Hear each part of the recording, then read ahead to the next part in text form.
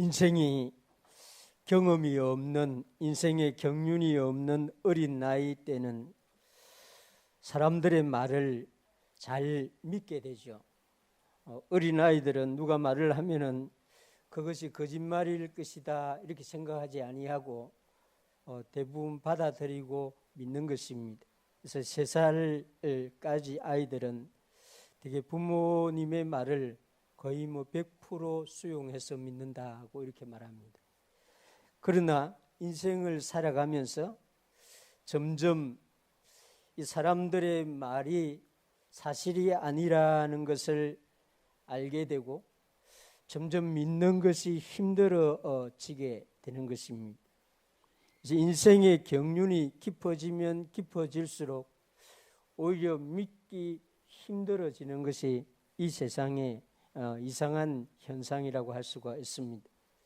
믿지 아니해야 될 것을 믿게 되고 믿어야 할 것을 믿지 않게 되는 것이 이 세상 인생의 경륜이 쌓여가면서 나타나는 이 부조리가 아닌가 생각됩니다. 오늘 우리가 읽은 이 말씀에는 이 요한이, 예수님의 제자 요한이 이 믿게 하려고 이 글을 썼다 이렇게 말하고 있습니다. 예수님은 믿지 않으려고 하는 사람들, 믿을 수 없다고 하는 사람들을 믿게 하려고 표적을 많이 행하셨습니다. 예수님이 제자들에게 보여주었던 이 표적 이적의 목적은 예수님을 믿게 하려 함이라고 이렇게 성경이 말합니다. 예수님은 갈릴리 가나 혼인집에서 물로 포도주를 만드는 표적을 행하셨습니다. 지금도 그 갈릴리 가나가 있고 그 갈릴리 가나에 가면은 집집마다 그 항아리를 다 이렇게 두었습니다. 역사적인 그 사실이기 때문에 그 마을은 이 물로 포도주를 된 걸 기념하고 또 그 마을에 가면 다 포도주를 조금씩 시연하도록 무료로 제공해 주고 있습니다. 예수님은 이 혼인집에 포도주가 모자란다는 말을 듣고 그 문제를 해결해 달라는 것으로 받아들이고 그 물로 포도주를 만들어 주셨습니다. 그러나 예수님은 혼인집의 문제를 해결해 주기 위해서 그 일을 했던 것은 아닙니다. 요한복음 2장 11절에 보면 예수께서 이 첫 표적을 갈릴리 가나에서 행하여 그의 영광을 나타내심에 제자들이 그를 믿으니라. 제자들로 하여금 예수님을 믿도록 하기 위해서 예수님은 그 표적을 행하셨다고 기록하고 있습니다. 예수님은 보리떡 5개와 물고기 2마리로 5,000명을 배불리 먹이셨습니다. 남은 조각이 12바구니에 찼습니다. 예수님은 그날 저녁에 사람들의 그 허기 문제, 배고픔의 문제를 해결해 주기 위해서 그 일을 했던 것은 사실은 아니었습니다. 근본적인 목적은 다른 데 있었습니다. 요한복음 6장 14절에 보면 그 사람들이, 배불리 먹은 사람들이 예수께서 행하신 이 표적을 보고 말하되 이는 참으로 세상에 오실 그 선지자라 하더라. 요한복음 7장 31절에 보면 무리 중에 많은 사람이 예수를 믿고 말하되 그리스도께서 오실지라도 그 행하실 표적이 이 사람이 행한 것보다 더 많으리야. 유대인들은, 모세 이후로 유대인들은 표적을 보고 믿게 된 사람들입니다. 그 사람이 선지자인가 아닌가는 그 사람이 행하는 표적을 보고 인정을 해줍니다. 그래서 성경에 나오는 이 위대한 선지자들은 다 사람을 살린다든지 병에 기름이 떨어지지 않는다든지 이런 일들을 하죠. 표적을 보아야만이 그 유대인들이 이 사람은 선지자이구나 하는 것을 믿었기 때문입니다. 예수님이 사람들에게 이 표적을 보여주신 목적도 마찬가지였습니다. 예수님은 요한복음 10장 38절에 보면 내가 행하거든 나를 믿지 아니할지라도 그 일을 믿으라. 그러면 너희가 아버지께서 내 안에 계시고 내가 아버지 안에 있음을 깨달아 알리라 하시니라. 예수님은 나사렛 사람을 믿지 못할지라도 그 나사렛 사람이 행하는 표적, 그 일을 보고 믿으라 이렇게 말하고 있습니다. 그 일이 우연히 일어난 일이 아닙니다. 그 일은 사람이 행할 수 있는 일도 아닙니다. 그 일은 오직 전능자만 행할 수 있는 일입니다. 하나님만이 할 수 있는 그런 일이 표적이죠. 홍해가 갈라지고 그 가운데 사람이 지나가는 일은 사람이 할 수 없는 일이지요. 40년 동안 그 광야에서 만나와 메추라기를 먹으면서 살아간 일은 사람이 할 수 없는 일이죠. 바위에서 물이 나와서 그 이스라엘 백성들이 그 물 문제를 해결하게 되는 것도 사람이 할 수 있는 일은 아닙니다. 여리고가 무너지는 일, 전쟁 중에 태양과 달이 멈추는 일, 이런 표적들은 오직 하나님만 행할 수 있는 일이지요. 이 세상에 오신 예수님이 행하신 표적들도 오직 전능하신 능력을 가지신 분만 행할 수 있는 일입니다. 우리는 포도주가 너무 진하면 물을 타서 먹죠.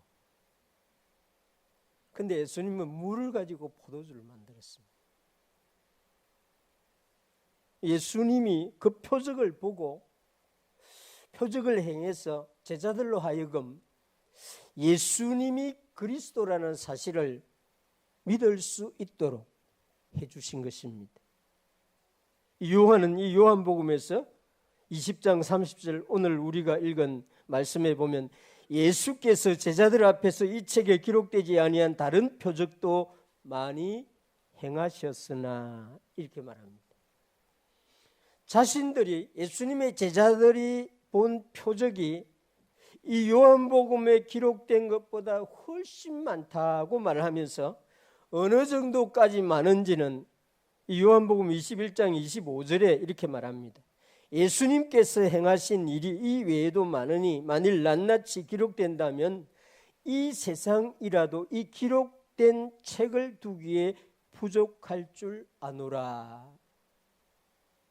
예수님의 제자 요한이 예수님이 행하신 많은 표적들을 좀 과장해서 이 표현했다고 생각할 필요가 없습니다. 요한은 이 예수님께서 그리스도라고 하는 사실을 믿게 하려고 최대한 그 표적을 통해서 예수님이 그리스도라는 사실을 받아들이도록 하기 위해서 최소한으로 기록했다 이렇게 말하고 있습니다. 우리 생활에는 설명되지 않는 일들이 많이 일어나죠. 논리적으로 설명되지 않는 일, 과학적으로 설명하여 이해시켜 줄 수 없는 그런 일들이 우리 생활 속에서 많이 일어납니다. 우리는 그것을 기적이라 말하고 이것은 사실 자세히 보면 매일매일 살아가고 있는 날들 가운데에 일어나고 있는 일입니다. 제가 1월 달에 1월 이 초순경에 읽은 책 가운데 국가는 왜 실패하는가 하는 책을 읽었습니다. 이 책은 아주 방대한 큰 책인데 사회과학을 다루고 있는 미국 교수님 두 분이 이 사회과학을 다루는 책입니다. 우리나라가 하도 지금 혼란스러워가지고 도서관에서 집사람이 아마 그 책을 이렇게 선정해가지고 구입해가지고 저에게 주어서 제가 읽었는데 이 두 교수님은 모두를 끌어안는 포용 정치, 모두를 끌어안는 경제 제도가 번영을 가져온다 하는 논지로 처음부터 끝까지 이 책이 계속 반복해서 설명이 되고 있습니다. 근데 이 책을 제가 책을 읽을 때는 자세하게 열심히 줄을 끄가면서 중요한 것도 노트에 적어가면서 읽는데 이 책을 잘 이렇게 읽다가 보니까 반복적으로 이 두 교수님이 반복적으로 하는 말이 역사는 우발적 경로로 좌우된다 이런 말을 반복하고 있었습니다. 이 역사가 걸어가는 길은 늘 우발적이다.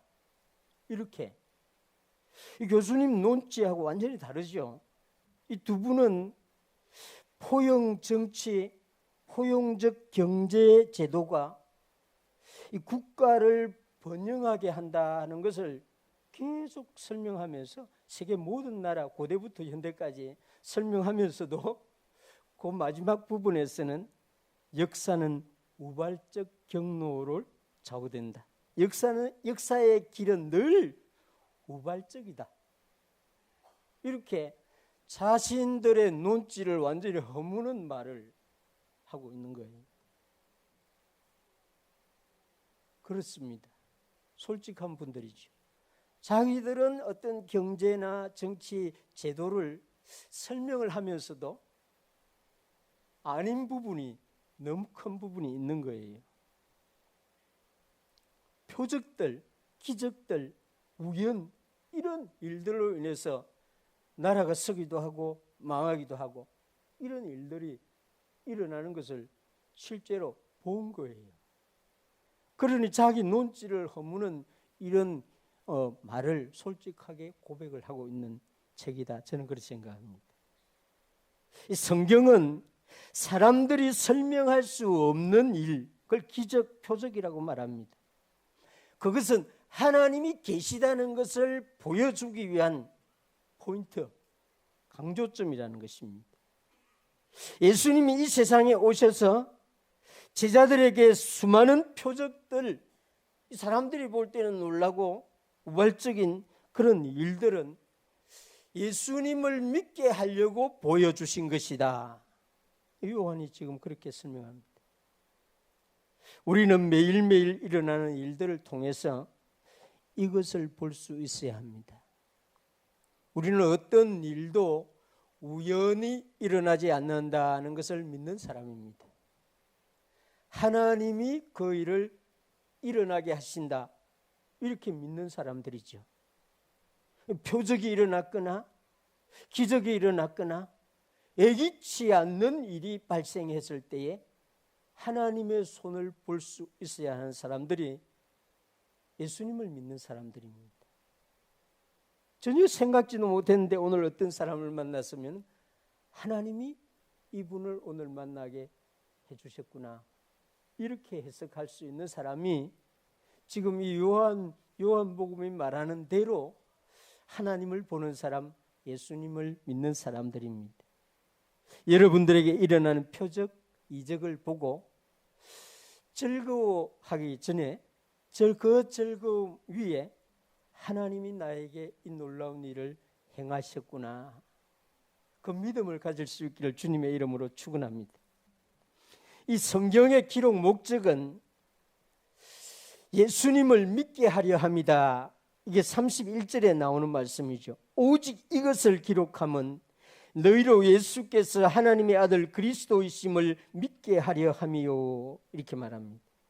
이 성경은 우리에게 너무나 많은 정보, 지식을 제공해 줍니다. 이 구약 성경과 신약 성경을 읽어보면 고대 사회의 제도를 다 많이 알 수가 있습니다. 이 고대 사회의 문화에 대해서도 많이 알 수가 있습니다. 1세기 지중해 연안 사람들의 생활도 성경을 읽어보면 알 수가 있습니다. 이 성경은 우리에게 지혜도 제공해 줍니다. 이 잠언의 말씀은 우리가 이 세상을 살아가는데 많은 유익을 주는 지혜를 제공해 줍니다. 이 성경은 문학도 역사도 알려주고 있습니다. 그러나 이 기록된 성경은 우리에게 그러한 세상의 일들을 알려주기 위한 목적으로 기록된 것은 아니라는 사실입니다. 성경은 우리에게 믿음을 주기 위함이다. 요한이 지금 이 성경 우리가 읽은 본문에서 31절에서 그걸 말하고 있습니다. 우리에게 예수님을 믿게 해주기 위해서 기록한 책이다. 로마서 10장 17절 그러므로 믿음은 들음에서 나며 들음은 그리스도의 말씀으로 말미암느니라. 바울은 복음을 전하는 전도자로 사람들이 예수님을 믿게 하려고 자신의 삶을 들여서 헌신했습니다. 복음을 전하는 전도자로 사람들이 예수님을 믿게 하려고 자신이 가진 모든 은사들을 총동원해서 사용했습니다. 그런 사람들이 말씀을 들어야만 믿음을 가질 수 있다는 그런 확신을 가졌습니다. 아무 말이나 모든 말을 하는 것이 아니고 그리스도의 말씀을 전했습니다. 예수님을 만나 예수님을 따라다녔던 제자들은 얼마나 많은 신비한 일을 보았겠습니까? 예수님을 믿은 우리도 신비한 일을 너무나 많이 보는데 예수님이 제자들에게 보여주신 그 신비한 일들을 정말 글로 썼다고 하면은 대단할 겁니다. 외경이라고 하는 책이 있는데 성경은 아닙니다. 그 외경이라고 하는 그 책을 보면은 정말 환상적인 이야기들이 너무 많이 있습니다. 마치 예수님이 그렇게 한 것처럼 이렇게 막 이렇게 소설처럼 문학처럼 쓴 그런 글들이 있는데 교회는 그것을 하나님의 말씀으로 인정하지 않았습니다. 가톨릭은 그것을 이렇게 교회에서 받아들이고 있죠. 예수님의 제자들은 자신들이 본 대로 자신들이 이해한 대로 글을 썼다고 하면 사람들에게 너무나 재미있는 글들을 많이 보여줄 수 있었을 것입니다. 만약에 그들이 소설을 쓰는 작가들처럼 자신의 의도대로 주제를 가지고 줄거리를 엮어갔다고 하면은 예수님과 그 일들은 정말 신비롭고 재미나는 책이 되었을 것입니다. 그러나 성경은 그렇게 기록이 되지 않았습니다. 사도들은 구약 선지자들이나 이 사도들은 오직 하나의 목적을 가지고 성경을 기록하는데 예수께서 하나님의 아들 그리스도이심을 믿게 하려고 이렇게 말합니다.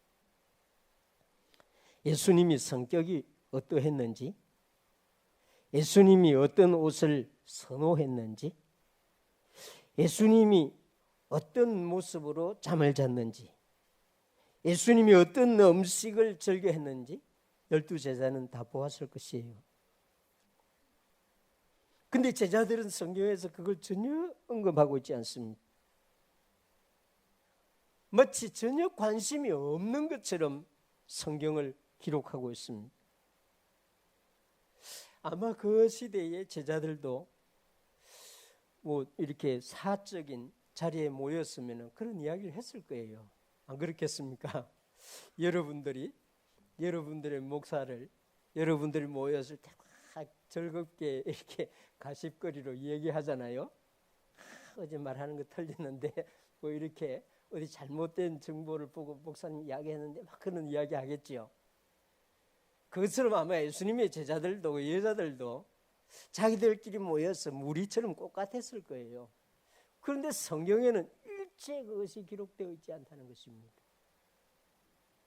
그 이유가 뭡니까? 한 가지 목적으로 성령님이 이 성경을 기록했기 때문인 것입니다. 오직 예수님께서 하나님의 아들 그리스도이심을 사람들로 하여금 믿도록 하기 위해서, 예수님이 하나님의 아들이라는 사실을 믿으려고 하면 성경을 읽어야 되는 것입니다. 예수님이 그리스도라는 사실을 믿으려면 성경을 들어야 합니다. 이 성경의 기록 목적이 그것이기 때문입니다. 예수님을 믿고 싶은데 잘 믿어지지 않습니다. 그런 분이 있으면 인내하고 성경을 계속 읽으시기 바랍니다. 어떻게 하면 예수님을 믿을 수 있습니까? 그런 분들은 설교를 유심히 들어야 됩니다. 어떤 사람에게 믿음을 그분이 좀 예수님을 믿으면 좋겠다 그러면은 성경을 선물로 하시기 바랍니다. 또 성경을 읽도록 권유하시기 바랍니다. 사실 예수님을 믿지 않는 사람들도 대부분의 문학가들은 성경을 다 읽어야 됩니다. 성경을 읽을 때 믿음이 생긴다 이랬습니다. 역사에 보면은 이 사탄은, 마귀는 성경을 읽지 못하도록 이 성경이 검서 목록에 앞에 있었던 때가 너무 많이 있었습니다. 지금 저 북쪽에도 그렇죠. 검서 목록 아주 서열 앞에 성경이 들어있습니다. 성경을 읽으면 예수님을 믿게 되니까. 성경을 자기 나라 언어로 번역하지 못하도록 이 사단의 종이 된 중세 교회가 그랬습니다. 그래서 성경을 자기 나라 언어로 번역해가지고 자기 나라 국민들이 자기 나라 말로 성경을 읽게 되면 믿음이 좋아지니까 성경대로 믿게 되니까 그걸 못하도록 성경 번역하는 사람들을 다 죽였습니다. 신비롭죠? 그럼에도 불구하고 자기 목숨을 내어놓고 성경을 번역했습니다. 라틴어로 되어 있는, 가톨릭이 사용한 라틴어로 되어 있는 그 언어를, 성경을 영어로, 독일어로, 프랑스어로 번역했습니다. 왜? 성경을 읽어야 믿음을 가질 수 있으니까. 그 성경을 들어야 그 믿음이 바른지 아닌지를 알 수 있으니까. 이 공산주의자들은 성경을 가진 자들을 체포했습니다. 제가 91년도에 러시아에 갔을 때에 그 예수 믿는 우리 이 고려인들 중에 그 성경 때문에 끌려가고 그 성경을 숨기려고 이렇게 부단하게 힘들었다는 것을 직접 들었습니다. 그 책 중에 불타다가 남은 책을 그 할머니에게 얻어가지고 제가 신학교에 기증한 적도 있습니다. 이 하나님의 말씀, 이 성경의 기록 목적이 예수가 그리스도라는 사실을 믿게 하려고 기록한다. 지금 요한이 말하고 있습니다. 나는 믿음이 조금 더 좋아졌으면 좋겠다 하는 분은 성경을 열심히 읽으시기 바랍니다. 다른 방법이 없습니다. 오직 이 성경 말씀을 통해서 우리가 하나님을 알고 예수님을 알게 되고 믿음이 자라가게 되는 것입니다. 또 이 본문에 보면은 우리가 읽은 이 본문의 성경의 기록 목적은 믿고 그 이름을 힘입어 생명을 얻게 하려 함이라 이렇게 말하고 있습니다. 예수님은 믿지 않는 사람을 믿게 하려고 여러 가지 표적을 보여주고 또 의심하는 자기 백성들에게 믿게 하려고 선지자를 통해서 사도들을 통해서 기록하도록 책으로 기록하도록 하기도 했습니다. 이 사도 요한은 이 성경의 기록 목적이 하나 더 있다고 말하는데 31절에 너희로 믿고 그 이름을 힘입어 생명을 얻게 하려 함이라 이렇게 말하고 있습니다. 이 말씀도 중요합니다. 또 너희로 믿고 그 이름을 힘입어 생명을 얻게 하려 함이라. 예수님이 하나님의 아들 그리스도임을 믿게 할 뿐만 아니라 그 이름을 힘입어서 생명을 얻게 하려 함입니다. 예수님을 믿으면 구원을 얻습니다. 구원을 얻는다는 것은 거듭나는 것입니다. 거듭나는 것은 새 생명을 얻는 것입니다. 그 믿음의 기능은 바로 여기서 끝나는 것일까요? 믿음은 구원을 얻게 되고 거듭나게 되고 생명을 얻는 것까지 그 역할을 하고 이제 믿음은 그 역할을 마무리하는 것일까요? 그런 건 아닙니다. 사실 성경을 잘 보면 믿음의 역할은 바로 그 시간부터 시작이 됩니다. 어느 한 가지 중요한 일만 하고 이제 더 이상 소용이 없는 소모품과 같은 그런 것은 믿음이 아닙니다. 믿음은 구원을 얻고 믿음으로 거듭나고 믿음으로 새 생명을 얻는 그 시간부터 믿음은 비로소 믿음의 기능을 시작하게 되는데 지금 요한이 31절에서 그것을 말합니다. 그 이름을 힘입어 이렇게 말합니다. 믿음이 있기 전에는 예수 그리스도의 이름은 우리에게 아무것도 아니었습니다. 그러나 예수 그리스도를 믿게 되면서부터 이제 믿음은 예수 그리스도의 이름과 직접적인 역할을 하도록 합니다. 믿음은 예수 그리스도의 이름에 주어지는 모든 힘을 넣는데 결정적인 요소가 됩니다. 믿음으로 예수님을 따르게 되고 믿음으로 예수 그리스도의 말씀을 듣게 되는 것입니다. 믿음 없이 성경을 읽을 때와 믿음을 가진 후에 성경을 읽을 때는 너무 큰 차이가 나죠. 믿음 없이 성경을 읽을 때는 대제사장들이, 바리새인들이, 빌라도가, 로마 군인들이, 유대의 민중들이 예수를 죽였구나 이 생각하게 됩니다. 그런데 믿음을 가지고 성경을 보게 되면은 내가 죽였구나 이렇게 됩니다. 완전히 시각이 달라집니다. 믿음으로 성경을 읽거나 듣게 되면 성경 말씀이 살아있는 말씀이요 꿀과 송이꿀보다 더 달다는 것을 느끼게 됩니다. 어떤 분이 잠이 안 올 때 성경을 읽으라고. 성경 하나님의 말씀은 하나님은 사랑하는 자에게 이 잠을 주니까 구약과 신약이 수면제처럼 된다고. 농담이겠죠. 성경은 하나님의 말씀은 꿀과 송이꿀보다 더 달다 했습니다. 믿음으로 예수님의 이름을 의지하는 분은 그 이름이 능력이 있으며 그 이름에서 능력이 주어진다는 사실을 점점 알아가게 되는 것이죠. 살아있는 믿음, 생명력 있는 믿음이라고 하는 것은 그 자체가 살아있거나 생명력이 있는 것이 아니고 믿음으로 그 이름을 의지하고 믿음으로 그 이름이 주시는 능력을 받을 때에 나타나는 것입니다. 성경은 이런 삶을 살 수 있도록 해주기 위해서 성령의 감동으로 기록된 하나님의 말씀입니다. 지금 요한이 이 마지막에 이 31절의 마지막 부분에 그걸 우리에게 설명해 주는 것입니다.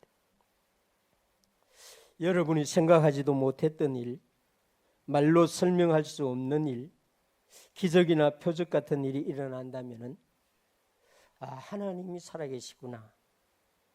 예수님이 나로 하여금 믿도록 하기 위해서 표적을 보여주셨구나. 이렇게 받아들일 수 있기를 바랍니다. 아직 믿음이 없는 분이 우리 중에 있다면 성경을 읽을 수 있기를 바랍니다. 믿음이 더 좋아지기를 원한다고 하면은 성경의 귀를 여시기를 바랍니다. 예수님을 믿게 되었다면은 이제 그 믿음으로 주님이 주시는 생명력, 주님이 주시는 능력을 받아서 매일매일 살아갈 수 있기를 바랍니다. 참 이 믿음은 너무나 신비합니다. 이 바울이 믿음을 하나님의 선물이라고 말하고 하나님의 은혜로 주어지는 것이다 이렇게 말합니다. 그런데 바울의 이 편지를 잘 보면 하나님은 절대로 선물을 강제적으로 주지 않는다고 말하고 있습니다. 하나님은 거부하는 자에게 억지로 믿음을 선물로 주시는 분은 아니라고 말합니다. 받기 위해서 손을 내밀어야 됩니다. 아멘 해야 됩니다. 주 예수를 믿으라 할 때 마음을 열어야 하는 것입니다. 그 사람에게 믿음을 선물로 주는 것이죠. 표적이 일어났는데도 불구하고, 기적이 일어났는데도 불구하고, 설명할 수 없는 일이 일어났는데도 불구하고 그냥 떡 먹은 것으로 감사하고 포도주 마신 것으로 감사하고 이러면 안 된다는 것입니다. 주님이구나, 예수님이구나, 하나님이구나, 이렇게 돼야 된다는 것이죠. 말씀을 주실 때에 나를 믿도록 하기 위해서 이 말씀을 주시는구나, 이렇게 말씀을 읽어야 된다는 것입니다. 생명을 받아 살아갈 수 있도록 우리에게 믿음을 선물로 허락해 주셨습니다. 그 믿음으로 사는 자가 주님이 주시는 모든 은총을 합당하게 누리게 될 것입니다. 저와 여러분들 그런 은혜를 받으며 살아가는 하나님의 사람들이 되기를, 하나님께 영광을 돌리는 사람들 되기를 주님의 이름으로 축원합니다.